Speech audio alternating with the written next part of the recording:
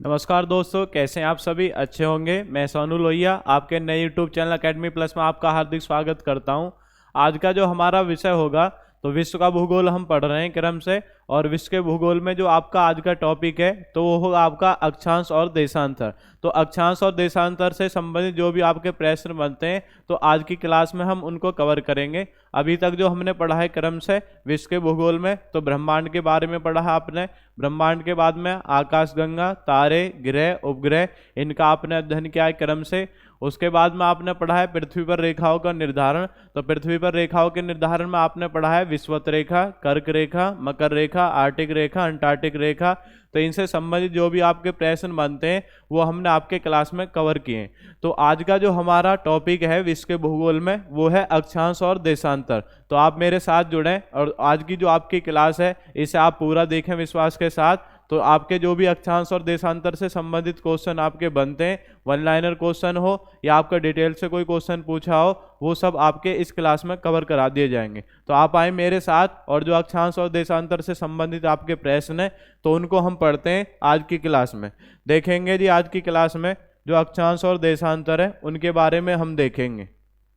तो एक आपका चित्र यहाँ पे लगाया गया अक्षांश और देशांतर का, आप इसे देख सकते हैं। इसमें मैं आपको पहले ऐसे ही समझा देता हूँ, उसके बाद रफली जो भी इनसे संबंधित प्रश्न बनते हैं उनके बारे में हम क्रम से देखेंगे। तो आपका अक्षांश और देशांतर क्या है? अक्षांश और देशांतर। तो अक्षांश और देशांतर के बारे में आप देख रहे हैं, ये क्लियर हुआ है। तो अक्षांश और देशांतर है क्या, उसमें हम समझते हैं। तो अक्षांश और देशांतर यहाँ पे आपका ये चित्र यहाँ पे लगाया गया है। अक्षांश और देशांतर की अगर हम बात करें कि अक्षांश क्या है, देशांतर क्या है, तो आप पढ़ते हैं जैसे आप कोई ग्लोब देख रहे हैं, ये आपका कोई ग्लोब है आपका। तो ग्लोब पर क्या है, ग्लोब पर आपने देखा होगा इस तरीके से पश्चिम से और पूर्व की ओर जो आपकी काल्पनिक रेखाएं होती हैं, ये क्या रेखा कहलाती हैं? ये कहलाती हैं अक्षांश रेखा। क्या कहलाती हैं? अक्षांश रेखा। इस तरीके से आपको ये ग्लोब पर मिलेंगे। ये आपका पश्चिम से पूर्व की ओर कैसे मिलेंगे? पश्चिम से पूर्व की ओर खींची गई काल्पनिक रेखा क्या कहलाती हैं? ये कहलाती हैं आपके अक्षांश रेखा। जैसे कल आपने पढ़ा है, कल की क्लास में आपने पढ़ा है, जैसे आपने कर्क रेखा पढ़ा है, विषुवत रेखा पढ़ा है, मकर रेखा पढ़ा है, ये सब कौन सी रेखा है? अक्षांश रेखा है। लेकिन इनकी जो स्थिति है, जैसा आपने पढ़ा है 0 डिग्री अक्षांश रेखा है तो उसे विषुवत रेखा बोल देते हैं। 23 सही 1/2 रेखा उसे मकर रेखा बोल देते हैं, मतलब कर्क रेखा बोल देते हैं। और 23 सही 1/2 दक्षिण रेखा उसे मकर रेखा बोल देते हैं। और 66 सही 1/2 है उसे आप बोल देते हैं आर्कटिक रेखा। और 66 सही 1/2 दक्षिण रेखा क्या कहलाती है? अंटार्कटिक रेखा। तो आपका उनका अलग विभाजन हमने पढ़ा है, लेकिन यहाँ पे हमें अक्षांश रेखा के बारे में पढ़ना है। फिर अक्षांश पर स्थिति क्या है भारत की, अक्षांश रेखा के बीच की दूरी कितनी होती है, ये सारे प्रश्न हमें पढ़ने। तो रफली ये आपका अक्षांश हो गया। आगे मैं बताऊंगा अक्षांश के बारे में पूरा।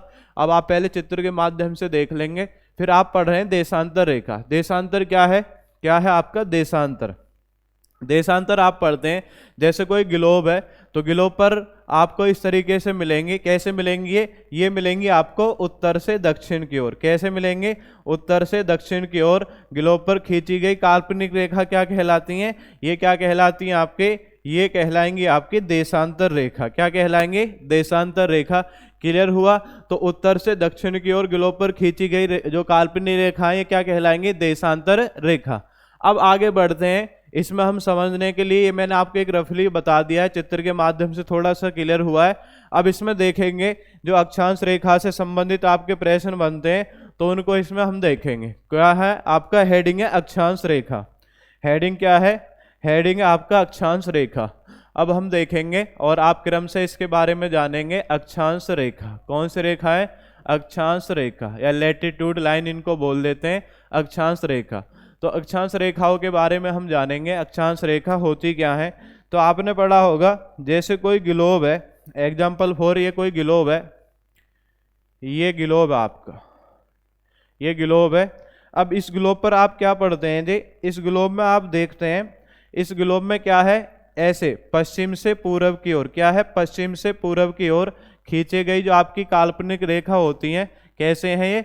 पश्चिम से पूर्व की ओर, पश्चिम से पूर्व की ओर खींची गई काल्पनिक रेखा क्या कहलाती हैं? पश्चिम से पूर्व की ओर खींची गई काल्पनिक रेखा क्या कहलाएंगे? ये आपकी कहलाएंगी जी कौन सी रेखा? ये कहलाएंगी आपके अक्षांश रेखा। कौन सी रेखा कहलाएंगे? अक्षांश रेखा। तो आपको जानना है, क्योंकि हम हाथ से अगर आपके सामने बना रहे हैं तो थोड़ा सा ज़्यादा क्लियर हो जाता है, वैसे मैपिंग के माध्यम से आपने देखा ही है, लेकिन आप ऐसे समझेंगे तो ज़्यादा आपका क्लियर हो जाएगा। तो अक्षांश रेखा होती क्या है? तो आपने पढ़ा है जो आपका ग्लोब है, ग्लोब पर पश्चिम से पूरब की ओर खींची गई जो आपकी काल्पनिक रेखाएं, उनको आप क्या बोलेंगे? अक्षांश रेखा। तो एक आपकी डेफिनेशन है इसकी अक्षांश रेखा की कि ग्लोब पर पश्चिम से पूरब की ओर खींची गई आपकी काल्पनिक रेखा क्या कहलाएंगी? ये कहलाएंगी आपकी अक्षांश रेखा। क्लियर हुआ? अब बात आती है जी इसमें, जैसे आप पढ़ते भी हैं, जैसे ये वाला आप देख रहे हैं यहाँ पे, ये आपका 0 डिग्री अक्षांश रेखा, ये कल वाली जो क्लास थी आपका उसमें भी आपका क्लियर हुआ 0 डिग्री अक्षांश रेखा। इसको आप देख लेते हैं। तो 0 डिग्री अक्षांश रेखा किसको बोलते हैं? विषुवत रेखा को बोलते हैं। किसको बोलते हैं? विषुवत रेखा। किसको बोलेंगे? विषुवत रेखा को 0 डिग्री अक्षांश रेखा कहा जाता है। अब इसमें क्या है, फिर बात आती है जो अक्षांश रेखा होती है, जो अक्षांश रेखा है इनकी कुल संख्या कितनी होती है? तो 0 डिग्री अक्षांश रेखा एक तो यहाँ पर आपका क्लियर हो गया। उसके बाद में आपको याद रखना है, ये आपका 0 डिग्री अक्षांश हो गया। नेक्स्ट आप जानेंगे, अब 0 डिग्री की जो अक्षांश रेखा है इससे आप ऊपर बढ़ेंगे तो 90 अक्षांश रेखा तो आपको उत्तरी गोलार्ध में मिलेंगे, और 90 अक्षांश रेखा कहाँ पर आपको मिलेंगे? दक्षिणी गोलार्ध। कहाँ पे? आपका दक्षिणी गोलार्ध। और एक कौन सी होगी? आपकी विषुवत रेखा। तो अगर आपसे टोटल संख्या पूछ रहा है कि अक्षांश रेखाओं की कुल संख्या, तो 90 + 90 + 1, तो टोटल संख्या कितनी हो जाएगी? 181। कितनी हो जाएगी? 181। लेकिन अगर एग्जैक्ट हम बात करें, क्योंकि जब ये आपकी रेखा खींचते हैं, हम रेखा खींचेंगे तो रेखा खींचने के बाद में जब यहाँ पे आप इस तरीके से रेखा खींच रहे हैं तो एक तो यहाँ पे और एक यहाँ पे, ये रेखा केवल एक बिंदु बन करके रह जाती है। और आप पढ़ते भी हैं क्वेश्चन आपने पढ़ा होगा जी। क्या क्वेश्चन पढ़ा है? एक तो आपने पढ़ा होगा नॉर्थ पोल। क्या पढ़ा है? North pole. और एक आपने पढ़ा होगा साउथ पोल। क्या पढ़ा है? एक पढ़ा है नॉर्थ पोल और एक क्या पढ़ा है जी? एक पढ़ा है साउथ पोल, उत्तरी ध्रुव और क्या है आपका? दक्षिण ध्रुव। अगर आपसे पूछ रहा है जो नॉर्थ पोल है, नॉर्थ पोल की खोज किसने की है? ये आपको क्लियर याद होना चाहिए, ठीक है। नॉर्थ पोल अगर आपसे पूछ रहा है कि खोज किसने की थी नॉर्थ पोल की, उत्तरी ध्रुव की, ये पूछ लेते हैं क्वेश्चन, तो इसमें आप याद रखेंगे रॉबर्ट पियरे। किसने की थी?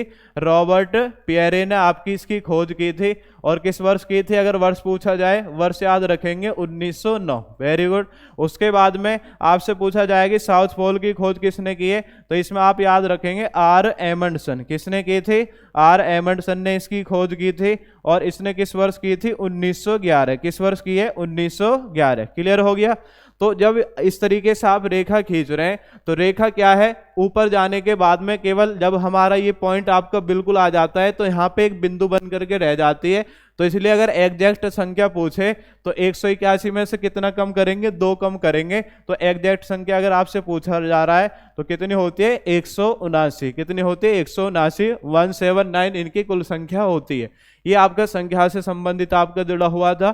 तो नेक्स्ट फिर आपसे क्वेश्चन पूछा जाएगा, जैसे आपकी अक्षांश रेखा है, क्या है? अक्षांश रेखा। अब अक्षांश रेखा से आपसे पूछेंगे कि जैसे एक अक्षांश से दूसरे अक्षांश के बीच की दूरी, एक अक्षांश से, ये जैसा अक्षांश है तो एक अक्षांश से दूसरे अक्षांश के बीच की दूरी क्या होगी? तो आपको याद रखना है, अगर एक अक्षांश से दूसरे अक्षांश के बीच की दूरी पूछे तो बीच की दूरी क्या होगी आपकी? ये क्लियर आप याद रखेंगे, बीच की दूरी। तो बीच की दूरी अगर आपसे पूछ रहा है तो आप याद रखेंगे 111 किलोमीटर। कितने किलोमीटर होगी? 111 किलोमीटर एक अक्षांश से दूसरे अक्षांश के बीच की दूरी होती है। क्लियर हो गया? नेक्स्ट आगे बढ़ते हैं इसी में। फिर आपसे पूछा जाता है जो अक्षांश रेखा है, तो अक्षांश रेखा आपका हो गया 111 किलोमीटर, आपने पढ़ लिया दूरी। अब इसमें स्थिति पूछी जाती है, क्वेश्चन आता है कि अक्षांश रेखा पर भारत की स्थिति क्या होती है। तो भारत की स्थिति आपने पढ़ा है, बहुत बार अब तक आपके एग्जाम में क्वेश्चन आया है। अगर आपसे पूछा जाए कि अक्षांश रेखा पर भारत की स्थिति, तो आपको याद रखना है किस पर? अक्षांश रेखा पर। कौन सी रेखा पर है जी? अक्षांश रेखा पर भारत की स्थिति। आपसे पूछे क्वेश्चन, अक्षांश रेखा पर भारत की स्थिति, अक्षांश रेखा पर भारत की स्थिति।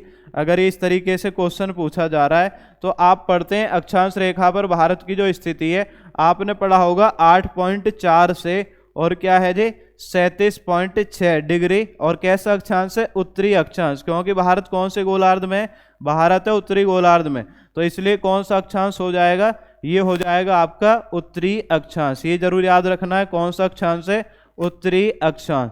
तो ये ध्यान रखेंगे कि भारत की स्थिति अक्षांश रेखा पर पूछ रहा है, तो आप याद रखेंगे 8.4 से और कितना है 37.6 डिग्री उत्तरी अक्षांश। कितना है 8.4 से 37.6 डिग्री उत्तरी अक्षांश। क्लियर हो गया आपका, 8.4 से 37.6 डिग्री उत्तरी अक्षांश। तो अक्षांश रेखा का आपका क्लियर हुआ। तो जैसे आप देखते हैं ये आपका ग्लोब है, तो ग्लोब पर जब आप यहाँ से 0 से कितना ऊपर बढ़ोगे, 0 से आप ऊपर बढ़ोगे 8.4, कितना बढ़ोगे, इससे ऊपर आप बढ़ेंगे कितना 8.4, तो 8.4 से और ऐसे कहाँ तक जाएंगे आप 37.6। तो ऐसे यहाँ पे कौन से देश का विस्तार है, यहाँ पे आपका देश है प्यारा भारत। कौन सा देश आपका, भारत। तो इस तरीके से आपने पढ़ा होगा कि भारत का आपने पढ़ा है जो आपका दक्षिणी बिंदु है, दक्षिणी बिंदु मुख्य भूमि का तो आप पढ़ते हैं कौन सा है, कन्याकुमारी तमिलनाडु। और वैसे आपने पढ़ा होगा कौन सा है, इंदिरा पॉइंट। तो इंदिरा पॉइंट आपने पढ़ा होगा ये कहाँ पर है, इंदिरा पॉइंट है अंडमान निकोबार। और आपसे पूछा उत्तरी बिंदु कौन सा है, इंदिरा कौल। तो इस तरीके से आपका विस्तार है 8.4 से और 37.6। क्लियर हो गया। तो ये आपकी कौन सी रेखा होती है, अक्षांश रेखा। तो लोकेशन के लिए हम इनकी जांच रखते हैं, मतलब लोकेशन अगर आपको देखनी है तो कौन सी रेखा का प्रयोग किया जाता है, अक्षांश रेखा का। एक बार और देख लेंगे अक्षांश रेखा है क्या। तो आपने पढ़ा है जो आपका ग्लोब है, ग्लोब पर पश्चिम से पूर्व की ओर खींचे जाने वाली काल्पनिक रेखा क्या कहलाती है, अक्षांश रेखा।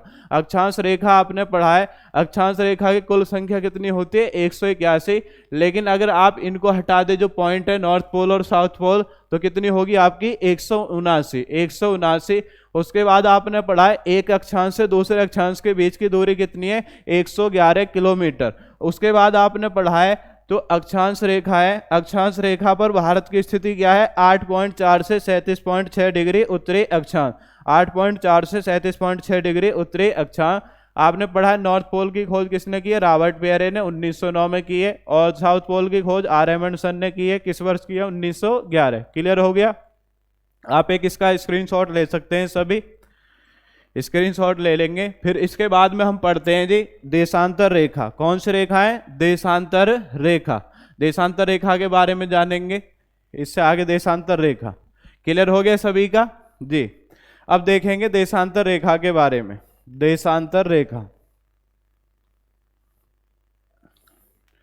अब कौन सी रेखा है, देशांतर रेखा। देशांतर रेखा के बारे में आप देखते हैं जी, देशांतर रेखा से जो आपके क्वेश्चन आते हैं तो आप हेडिंग बना लेंगे देशांतर रेखा। कौन सी रेखा है, देशांतर रेखा, ये आप हेडिंग बना लेंगे। अब इसके बारे में जानेंगे देशांतर रेखा के बारे में। देशांतर रेखा से जो भी आपके प्रश्न बनते हैं, तो देशांतर रेखा भी ऐसे आप ग्लोब से पहले ग्लोब बना लेंगे। ये इस तरीके से आपका ग्लोब बन जाएगा। ये ग्लोब बन गया, थोड़ा ज़्यादा हो गया, फिर यहाँ पे थोड़ा लिखना भी है।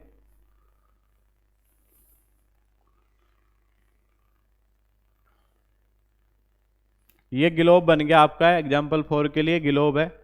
तो आप पढ़ते हैं जो आपका ग्लोब है, तो ग्लोब पर क्या है, ये आपका इस तरीके से मिलेंगे आपको उत्तर से दक्षिण की ओर। कैसे होती हैं, उत्तर से दक्षिण की ओर खींचे जाने वाली आपकी काल्पनिक रेखा क्या कहलाती हैं, ये कहलाती हैं आपकी कौन सी रेखा, ये कहलाती हैं आपकी कौन सी रेखा कहलाएंगी, ये कहलाएंगी आपकी देशांतर रेखा। तो आप याद रखेंगे देशांतर रेखा किसको बोलते हैं। तो याद रखना आपका जो ग्लोब है, ग्लोब पर क्या है, ग्लोब पर उत्तर से दक्षिण की ओर खींचे जाने वाली आपकी काल्पनिक रेखा क्या कहलाएंगे, ये कहलाएंगे देशांतर रेखा। वैसे मैंने आपको चित्र में भी बताया था, लेकिन यहाँ से थोड़ा सा आप अपना हाथ से बना करके चित्र, इससे थोड़ा सा आपका ज़्यादा क्लियर हो जाएगा क्वेश्चन। ये आपका देशांतर रेखा हो जाती है। फिर आपने पढ़ा होगा, तो ये क्लियर हो गया, देशांतर रेखा उत्तर से दक्षिण की ओर खींचे जाने वाली काल्पनिक रेखा क्या कहलाएंगे, देशांतर रेखा। अब इसमें आप पढ़ते हैं जो देशांतर रेखा है, देशांतर रेखा में यहाँ पे आप मानते हैं 0 डिग्री देशांतर। क्या मानते हैं, इसे मानते हैं 0 डिग्री देशांतर। कौन सा मानते हैं, 0 डिग्री देशांतर। और 0 डिग्री देशांतर किसे माना जाता है? ग्रीनविच। ग्रीनविच, और ग्रीनविच कहाँ पर? आपका लंदन में। ग्रीनविच लंदन को 0 डिग्री देशांतर मानते हैं, क्योंकि इससे क्या है, इससे 180 देशांतर पूरब में रहते हैं, और 180 कहाँ पे रहेंगे? इससे क्या आप याद रखेंगे, इससे 180 किधर? 180 देशांतर तो पश्चिम में है, और 180 देशांतर कहाँ पर? आपका पूरब में। और 0 डिग्री देशांतर कौन? आपका ग्रीनविच लंदन। अभी हाल ही में पैट का एग्जाम हुआ, और पैट के एग्जाम में क्वेश्चन इसमें से पूछा कि जो ग्रीनविच लंदन है, तो ये देकर ना दे करके पूछा था कि जो GMT है, GMT की फुल फॉर्म क्या है। तो जो ग्रीनविच लंदन है, इसे हम क्या बोलते हैं? इसे बोलते हैं GMT। GMT का मतलब क्या है? इसका मतलब है ग्रीनविच मीन टाइम। क्या है आपका? Greenwich mean time. या हम इसी रेखा को हम क्या बोलते हैं, जो आपका ये बिंदु है, आप इस तरीके से जो आपका बिंदु है, इस तरीके से रेखा है, इसे हम हिंदी में प्रधान मध्याह्न रेखा, ये भी इसको हम बोल देते हैं प्रधान मध्याह्न रेखा, या क्या बोल देंगे आप? Greenwich mean time. तो ये अभी आपका फुल फॉर्म पूछी थी पेपर में, तो ये किसको बोलते हैं? 0 डिग्री देशांतर ग्रीनविच लंदन को। 180 देशांतर इधर से पूरब में, और 180 कहाँ पर होते हैं? आपके पश्चिम में। फिर बात आती है जो आपका एक देशांतर है, एक देशांतर से दूसरे देशांतर के बीच की दूरी अगर आपसे पूछे, तो आपको याद रखना है जो विषुवत रेखा है, तो विषुवत रेखा पर जो इनकी दूरी होती है एक देशांतर से दूसरे देशांतर के बीच की दूरी, तो एक देशांतर से क्या है? एक देशांतर से क्या है? दूसरे देशांतर के बीच की दूरी। तो इसमें आप याद रखेंगे कितनी होती है? 111.32 किलोमीटर। कितनी होती है? 111.32 किलोमीटर। लेकिन जैसा आपने ये पढ़ा है, तो ऊपर जाकर के रेखा आपकी मिल जाती है, तो दूरी हो जाती है आपकी कम। लेकिन विषुवत रेखा के आसपास आप देखेंगे तो एक देशांतर से दूसरे देशांतर के बीच की दूरी कितनी रहेगी? 111.32 किलोमीटर। फिर इसमें हम पढ़ते हैं आगे, ये इस तरीके से आपने पढ़ लिया। तो जो आपकी देशांतर रेखा है, देशांतर रेखा में ये इधर आपका हो गया ईस्ट, और इधर क्या हो गया आपका? वेस्ट, यानी पूर्वी देशांतर। और क्या हो जाएगा आपका? ये इधर वाला क्या है आपका? पूर्वी देशांतर। पूर्वी देशांतर, क्योंकि पूर्व दिशा में, तो क्या हो जाएगा? पूर्वी देशांतर। और इधर वाला क्या है जी? इधर वाला पश्चिमी देशांतर। इधर वाला क्या है? इधर वाला है पश्चिमी देशांतर। क्लियर हो गया? इधर वाला क्या है? पश्चिमी देशांतर। अब इसमें क्या है, इसमें देशांतर में हम पढ़ते हैं कि जो पूर्व देशांतर है इसका समय हमेशा आगे रहता है, क्योंकि सूर्य कहाँ से निकलता है? पूर्व से निकलता है। इसलिए जो पूर्वी देशांतर है इसका समय हमेशा आगे रहेगा। जैसे आप पढ़ते हैं कि भारत का मानक समय इंग्लैंड के समय से कितना आगे, तो आपने पढ़ा होगा, कभी पीछे नहीं आता क्वेश्चन, आगे ही पूछा जाता है, क्योंकि भारत की जो स्थिति है वो ग्रीनविच लंदन से पूर्व में। और आप पढ़ते हैं कि 68.7 से 97.25 तक भारत का विस्तार मिलता है देशांतर पे। ठीक है, तो ये आपका पूर्व देशांतर और पश्चिम देशांतर का क्लियर हुआ। उसके बाद इसमें पढ़ते हैं, जैसे आप पढ़ते हैं एक देशांतर के बीच की दूरी कितनी? 111.32 किलोमीटर। फिर क्वेश्चन आता है कि एक देशांतर बराबर कितना मिनट होता है? एक देशांतर बराबर कितना मिनट होता है? तो आप याद रखने, तो एक देशांतर बराबर कितना मिनट होता है? ये होते हैं आपके 4 मिनट। 4 मिनट कैसे होती हैं? जैसे आपने पढ़ा है देशांतर रेखाओं की कुल संख्या कितनी है आपकी? 360। कितनी संख्या है? 360। और आपका मान किसमें पूछा है? मिनट में। तो देशांतर रेखाओं की संख्या कितनी आपकी? 360। तो इसे आप ग्लोब के आधार पर गणना करते हैं, तो ये मिनट में पूछा है। तो आपने पढ़ा होगा जैसे पृथ्वी है, पृथ्वी अपना एक चक्कर लगाने में, जैसे एक चक्कर पूरा कर लेती है तो कितने डिग्री घूम जाती है? 360। तो इसमें आप पढ़ते हैं तो 24, लेकिन मान किसमें पूछा है? मिनट में। और उसके बाद में संख्या कितनी है? 360। तो आप इससे मल्टीप्लाई करेंगे, कितनी बार जाएगा? 6 बार। और 6 से कितनी बार जाएगा? 4 बार। तो कितने मिनट आ जाएगा आपका? 4 मिनट। कितने मिनट आ जाएगा? 4 मिनट। कितने मिनट आ गया आपका? ये आ जाएगा 4 मिनट। क्लियर हो गया? क्योंकि मान मिनट में पूछा है इसलिए 60 की गुणा कर दी। क्लियर हो गया? नेक्स्ट आगे बढ़ते हैं। क्लियर हो गया सभी का? तो एक देशांतर बराबर 4 मिनट होता है। अब बात आती है, ये आपका पूर्वी पश्चिम देशांतर क्लियर हुआ। अब बात आती है जो भारत की स्थिति है, भारत की स्थिति देशांतर रेखा पर क्या है? भारत की स्थिति अगर आपसे पूछा जा रहा है भारत की स्थिति, भारत की स्थिति देशांतर रेखा पर। तो भारत की स्थिति आप पढ़ते हैं 68.7 से और कितना है 97.25, 68.7 से और कितना है 97.25, ये भारत की आपकी स्थिति है देशांतर रेखा पर। फिर 68.7 से जैसे आप इधर बढ़ेंगे तो जब यहाँ पे कितना आ जाएगा, जब यहाँ पे आ जाएगा 68.7 और कहाँ तक है, ये आपका 97.25 तक। तो कौन आपका यहाँ पे फैला हुआ है, भारत फैला हुआ है। कौन फैला हुआ है, भारत। तो आपने पढ़ा है तो 68.7 से 97.25 है। अब इसमें पढ़ते हैं जैसे भारत का जो मानक समय, भारत का मानक समय, तो मानक समय की हम बात करें तो भारत का मानक समय की ना तो पूर्व में आपका असुविधा हो ना पश्चिम में, इसलिए हमने इन दोनों के बीच का मान लिया है। इन दोनों के बीच का मान हमने क्या माना है, 82 सही 1/2। कितना माना है, 82 सही 1/2। तो आपको याद रखना है कि भारत का मानक समय कितना है, 82 सही 1/2। तो इन दोनों के बीच का हमने मान लिया है, तो 82 सही 1/2 भारत का मानक समय। क्लियर हो गया। इसी में और आगे देखते हैं जो प्रश्न है, आप एक इसका स्क्रीनशॉट ले लें सभी जी, स्क्रीनशॉट ले लेंगे सभी। फिर आगे बढ़ते हैं, इसमें जो अन्य क्वेश्चन और भी हैं स्क्रीनशॉट आप ले लेंगे सभी इसका, और अन्य जो क्वेश्चन है वो देखते हैं इसमें कि भारत का पूर्वी बिंदु, पश्चिमी बिंदु वगैरह इनके बारे में हम पढ़ते हैं। क्लियर हो गया सभी का। नेक्स्ट, तो अभी आपने पढ़ा है कि जो भारत का मानक समय क्या है, भारत का मानक समय, भारत का मानक समय 82 सही 1/2 पूर्वी देशांतर है। कौन सा है, 82 सही 1/2 पूर्वी देशांतर। ये अभी आपने हाल ही में पढ़ा है। तो 82 सही 1/2 जो पूर्वी देशांतर है इसके बारे में हम जानेंगे। जैसे आपने भारत की लोकेशन देखी होगी, जैसे एग्जाम्पल 4 ये भारत देश है, ये भारत देश है। तो ऐसे मैं रफली बना लेता हूँ हाथ से, तो इससे थोड़ा सा आपको क्लियर हो जाएगा।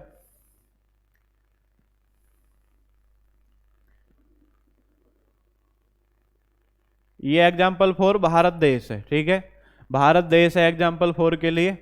अब जो 82 सही 1/2 जैसे 68 बात करें 68.7 ये यहाँ पर आपका गुजरात में आप पढ़ते हैं 68.7 ये हो गया।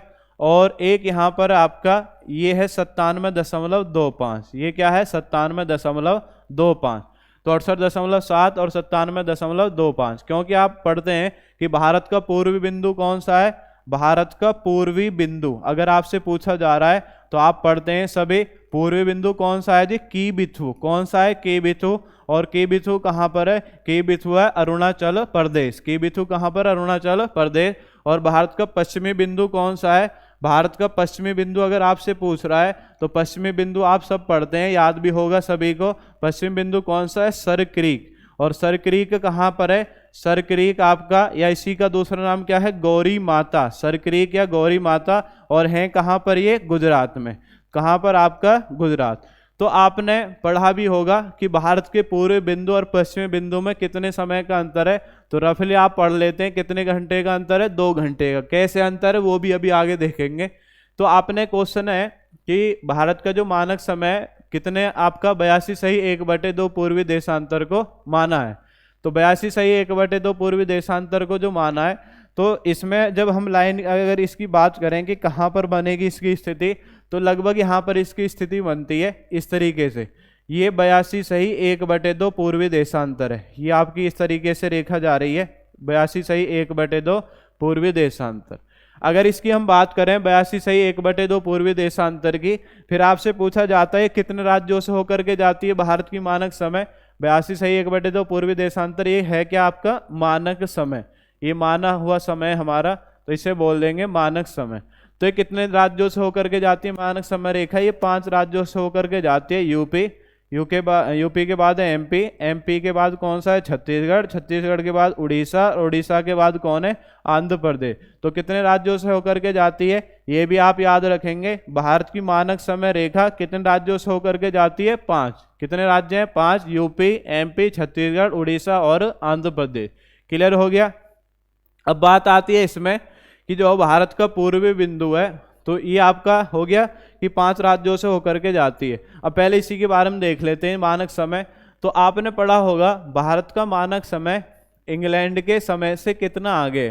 तो इंग्लैंड के समय से आप पढ़ते हैं हमेशा, तो इंग्लैंड के समय से कितना आगे, 5 घंटे 30 मिनट आगे। कितना आगे, 5 घंटे 30 मिनट। तो ये है कैसे 5 घंटे 30 मिनट आगे। तो अभी आपने पढ़ा है एक देशांतर बराबर कितना मिनट होता है, 4 मिनट। और कितना है 82 सही 1/2। तो 82 में आप 4 से मल्टीप्लाई करेंगे, कितना हो जाएगा, ये हो जाएगा 4 दूनी 8 और कितना हो जाएगा 4/32 328।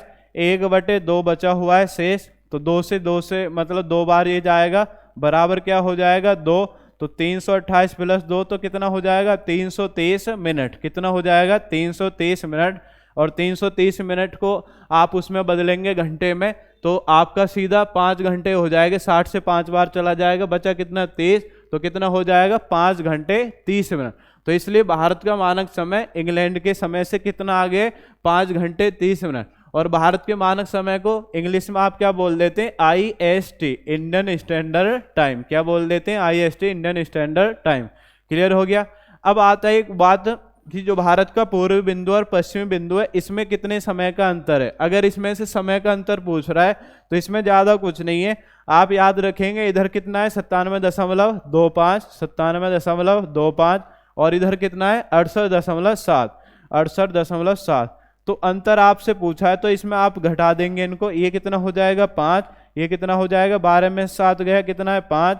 इधर कितना बचा 6 बचा इधर, तो इधर से एक बार आप ले लेंगे तो इधर क्या हो जाएगा 16 में से 8 गया 8 और इधर कितना बचा 8, 8 में 6 गया 2, तो 28.55 आपका हो गया। तो आपको याद रखना है लगभग 28.5 आप मानेंगे। इसमें आप 4 से मल्टीप्लाई करें, कितने से करेंगे 4 से मल्टीप्लाई। तो 28 चौक आप पढ़ते हैं 112, तो जब पूरे में 4 होता है तो आधे में कितना हो जाएगा 2। तो इनमें आप मल्टीप्लाई करके देखेंगे तो ये आएगा टोटल 114 मिनट। कितने मिनट आएगा 114 मिनट। और 114 मिनट को ही हम रफली कितना बोल देते हैं, इसको बोल देते हैं 2 घंटे। कितना बोल देते हैं रफली इसको, 2 घंटे हम इसको बोल देते हैं। तो आपको याद रखना है कि कितना होता है आपका 2 घंटे। लेकिन एग्जैक्ट अगर आपसे पूछे कि भारत के पूर्वी बिंदु और पश्चिमी बिंदु में कितने समय का अंतर है, 114 मिनट। पूर्वी बिंदु क्या है, कीबिथु अरुणाचल प्रदेश, और पश्चिमी बिंदु कौन सा आपका सरक्रीक या गौरी माता। क्लियर हो गया। और ये भी आपने पढ़ लिया कि भारत का जो आपका देशांतर रेखा पर विस्तार है 68.7 से और कहाँ तक है 97.25। क्लियर हो गया सभी का। तो ये आपने पढ़ा है देशांतर रेखा के बारे में। इससे पहले आपने पढ़ा है अक्षांश रेखा के बारे में। और आपसे पूछा जाए, जैसे आपका ये समय से संबंधित क्वेश्चन आते हैं, तो समय से आपसे पूछा जाए मानक समय 82 सही 1/2। तो मानक समय रेखा इलाहाबाद के निकट आपने पढ़ा होगा, तो मिर्जापुर एक स्थान पड़ता है, और आपने नैनी भी पढ़ा होगा, तो इनसे होकर के जाती है। तो ये भी संबंधित इससे आपके क्वेश्चन बनते हैं। तो ये आपका जो क्लास थी आज की, तो ये अक्षांश और देशांतर रेखा से जुड़े हुए जो आपके प्रश्न थे वो आपने अच्छे से इसमें समझे। और आप सभी से यही गुजारिश है, अगर आपको क्लास अच्छी लग रही है तो क्लास को आप लाइक करेंगे और कमेंट करें। जो भी आपको क्लास जिस तरीके की आपकी लग रही है तो आप थोड़ा सा हमारा सहयोग करेंगे। इसी के साथ मैं आपसे विदाई लेता हूं। धन्यवाद। जय हिंद, जय भारत।